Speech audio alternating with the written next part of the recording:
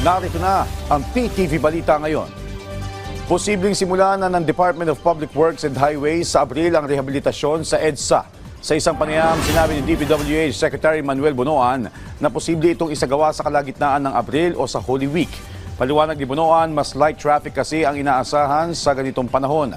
Uunahin ng DPWH ang southbound ng EDSA at target tapusin ng rehabilitation pagsapit ng Nobyembre. Pinabulaanan ni AFP spokesperson Colonel Francel Margaret Padilla ang kumakalat na ulat na may mga sundalo umanong nagbitiw matapos ang pag-aresto kay dating Pangulong Rodrigo Duterte. Paglilinaw ni Padilla, walang katotohanan ng mga balitang ito at pinaalalahanan ng publiko na maging mapanuri sa mga impormasyong nakikita online. Dagdag pa niya, hindi maaari mag-resign online ng mga sundalo dahil may tamang proseso na kailangang sundin ang bawat miyembro ng sandatahang lakas. Nanawagan din si Padilla sa publiko na huwag magpakalat ng fake news at tiyaking tama ang impormasyon. Samantala, patuloy ang pagbibigay ng tulong ng ilang grupo sa mga kababayan nating fire volunteers sa Maynila.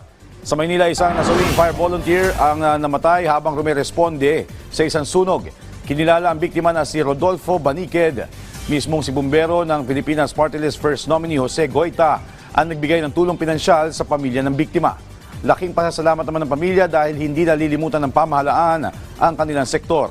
Dahil sa insidente, mas determinado ngayon ang grupo na ipaglaban ang karapatan ng mga bumbero sa bansa, lalo-lalo na ang pagbibigay ng mataas na hazard pay, tulong medikal at insurance coverage.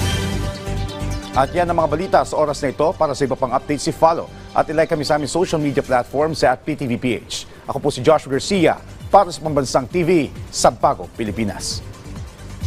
Posting.